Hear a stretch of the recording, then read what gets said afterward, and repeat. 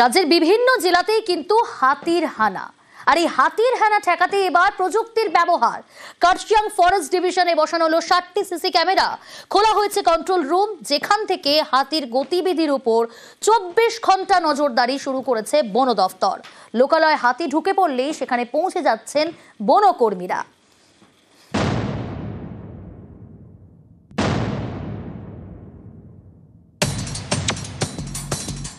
কখনো হাতি মানুষের সংঘাত, এতে মৃত্যুও হচ্ছে।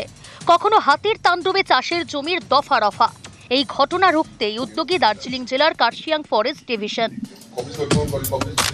হাতির গতিবিধির ওপর নজর রাখতে বনাঞ্চলের বিভিন্ন জায়গায় বসানো হয়েছে 60টি সিসি ক্যামেরা। এর মধ্যে বাগডোগরা রেঞ্জে 32টি, পানিঘাটা রেঞ্জে 14টি, টুকরিয়াঝাড় রেঞ্জে 7টি, বামন পকরিতে 7টি সিসি ক্যামেরা বসানো হয়েছে। খোলা হয়েছে কন্ট্রোল রুম, সেখান থেকে 24 ঘন্টা নজরদারি চালানো হচ্ছে। এই ক্যামেরা বসাতে বন দফতরকে সাহায্য করেছে একটি স্বেচ্ছাসেবী সংগঠন। একদিকে কন্ট্রোল রুম থেকে হাতির উপর নজরদারি, এর সঙ্গে আবার হেল্পলাইন নম্বর 0353255045 এই নম্বর ফোন করে হাতির খবর দিলেই সেখানে পৌঁছে যাচ্ছেন বনকর্মীরা। হাতির মোকাবিলায় তৈরি করা হয়েছে 11টি কুইক রেসপন্স টিম। প্রত্যেক রেঞ্জে একজন করে হাতি ট্র্যাকার, 2টি এলিফ্যান্ট स्क्वाड टीम। अभी तो ये शुरुआती स्तर पे है। हमारे principal secretary and PCCF HOFF sir भी आए थे, विजिट किए, देखे और इसको उन्होंने इनकरेजमेंट भी दिया है कि इसको और भी हम आगे बढ़ा पाएं। और भी हम लोग कुछ एरिया जो कि अभी कवर्ड नहीं हुए हैं इसमें, इसको हम नेक्स्ट फेज में और भी बढ़ाने की कोशिश करेंगे। এটা ভীষণ ভালো একটা উদ্যোগ। এটা বেসিক্যালি একটা এআই বেসড সিস্টেম, যেটা আমাদের মতো সংগঠনগুলো স্ন্যাপ, এখানে এনডব্লিউএ বা জাম্বো ট্রুপসের মতো সংগঠন বন দপ্তরকে সাথে নিয়ে আমরা এই প্রসেসগুলো চালাচ্ছি all over north Bengal.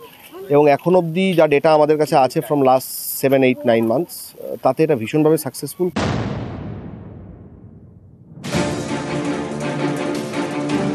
আলিপুরদুয়ারের Jaldapara জাতীয় উদ্যান, এখানেও হাতির হানা ঠেকাতে উদ্যোগী বন দফতর। তাদের খাবারের যোগান বাড়াতে চাষ করা হচ্ছে ঘাস। জলদাপাড়া জাতীয় উদ্যানে রয়েছে হাতি, গন্ডার, বাইসনের মতো বন্য প্রাণী। তাদের পছন্দের 12 রকমের ঘাস চাষ করছে বন দফতর। 20 হেক্টর জমিতে 14টি নার্সারি তৈরি করা হয়েছে, সেখানেই তৈরি হচ্ছে চারা ঘাস। এই ঘাস বসানো হবে 300 হেক্টর জমিতে। এর মধ্যে রয়েছে হাতির প্রিয় চাড্ডা এবং চেপটি ঘাস। গ্রাস প্ল্যান্টেশনের ক্ষেত্রে মূলত জোর দিচ্ছি স্পিসিস ডাইভার্সিটির ওপরে। সেই জন্য এবারে আমরা প্রায় 12 রকম ফডার গ্রাস, বা যেটা তৃণভোজী প্রাণীরা খাদ্য হিসেবে গ্রহণ করে, এরকম 12টা প্রজাতির গ্রাসকে আমরা নার্সারিতে তৈরি করেছি, যাতে আমরা ভবিষ্যতে এগুলোকে প্ল্যান্টেশনের সময় লাগাতে পারি। কোথাও হাতির হানা ঠেকাতে উদ্যোগ, কোথাও আবার হাতির তাণ্ডব। মঙ্গলবার রাতে ঝাড়গ্রামের সাকরাইল ব্লকের চুনপাড়ায় ঢুকে পড়ে হাতির দল। তাদের হানায় ক্ষতিগ্রস্ত হয় একের পর এক বাড়ি, এলাকায় আতঙ্ক ছড়ায়। পরে হাতির দল জঙ্গলে ঢুকে পড়ে। জানলা ভেঙে দিয়েছে, দরজাগুলোকে ভেঙে দিয়েছে, গাছগুলোকে ভাঙলো। সম্প্রতি এই ঝাড়গ্রামের একাধিক জায়গায় দাপিয়ে বেড়ায় হাতি। ক্ষতিগ্রস্ত হয় বাড়ি, নষ্ট হয় চাষের জমি। শিলিগুড়ির নকশাল বাড়িতে হাতির হানায় মৃত্যুও হয়। এসব ঘটনা এড়াতেই কার্শিয়াংয়ের বনাঞ্চলে বসানো হয়েছে সিসি ক্যামেরা। নিউজ 18 বাংলা। এবার একটু ওয়েদার আপডেট দিই আপনাদের। বঙ্গোপসাগরে শক্তি বাড়াচ্ছে নিম্নচাপ, আর এর জেরে দক্ষিণবঙ্গে দুর্যোগের আশঙ্কা। বৃহস্পতি, শুক্রবার সব জেলাতেই ভারী থেকে অতি ভারী বৃষ্টি হবে। আবহাওয়া দপ্তরের পূর্বাভাসের পর জেলায় জেলায় সতর্ক প্রশাসন। উপকূলে চলছে মাইকিং।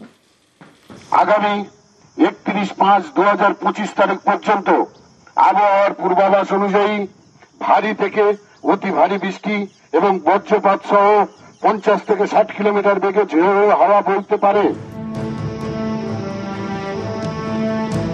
আকাশের মুখ ভার, কোথাও ঝেঁপে বৃষ্টি, কোথাও ঝিরঝিরে। আলিপুর আবহাওয়া দপ্তর জানিয়েছে, বঙ্গোপসাগরে নিম্নচাপ শক্তি বাড়াচ্ছে।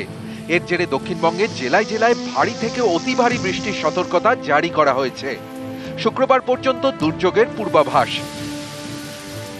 ওয়েস্ট বেঙ্গলের সব ডিস্ট্রিক্টেই বৃষ্টি হওয়ার সম্ভাবনা আছে এবং বেশিরভাগ দিনই দক্ষিণবঙ্গের সব জেলাগুলোতে আইদার ফেয়ারলি হোয়াইট স্প্রেড অথবা হোয়াইট স্প্রেড রেনফল হওয়ার সম্ভাবনা আছে এবং তার সাথে হেভি থেকে ভেরি হেভি রেনফল বিক্ষিপ্তভাবে দু এক জায়গা হওয়ার যথেষ্ট সম্ভাবনা আছে। ফিশারম্যানদের অ্যাডভাইস করা হচ্ছে তারা যেন সেন্ট্রাল বে অফ বেঙ্গল এবং নর্থ বে অফ বেঙ্গলে যেন তারা ভেঞ্চার না করেন। দুর্যোগের পূর্বাভাস, সতর্ক প্রশাসন, মন্দারমণিতে মাইকিং করা হয়।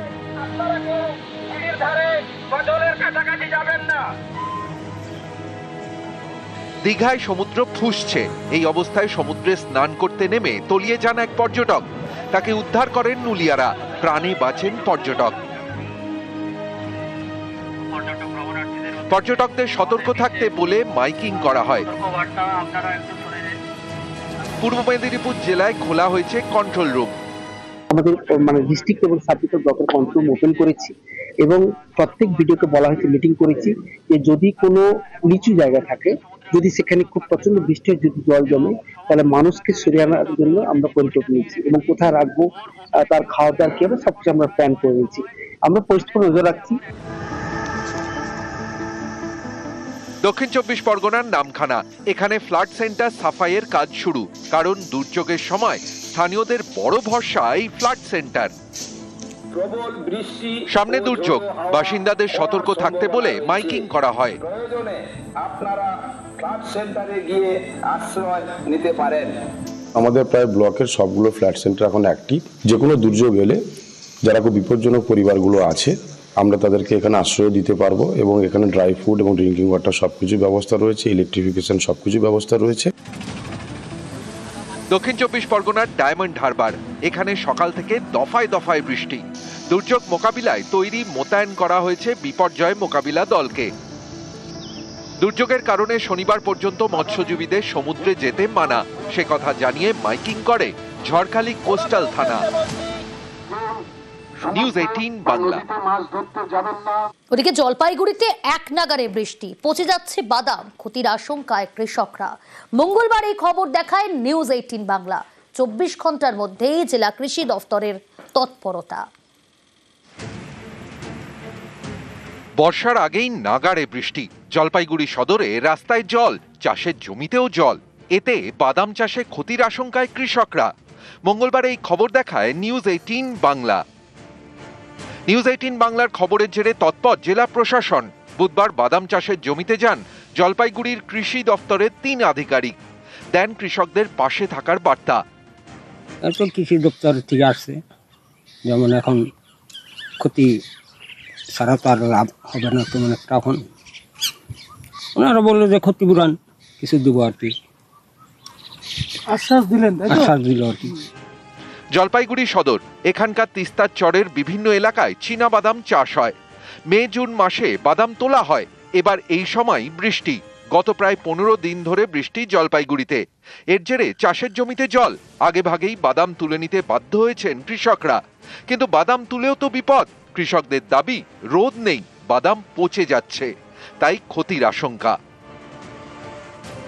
চাষের জমিতে জল, রাস্তাতেও জল। এই রাস্তা দিয়ে হেঁটেই সুকান্তনগর শারদাপল্লীর বাদাম চাষের জমিতে যান জেলা কৃষি দপ্তরের আধিকারিকরা। কৃষকদের সঙ্গে কথা বলেন। ওনারা গেছিলেন আর কি, আমি রিপোর্ট নিয়ে দেখি কি ব্যাপার হয়েছে না হয়েছে, রিপোর্ট পাওয়ার পরে এটা আমি বলতে পারবো বিষয়টা। জলপাইগুড়ি থেকে শান্তনু কর, নিউজ 18 বাংলা।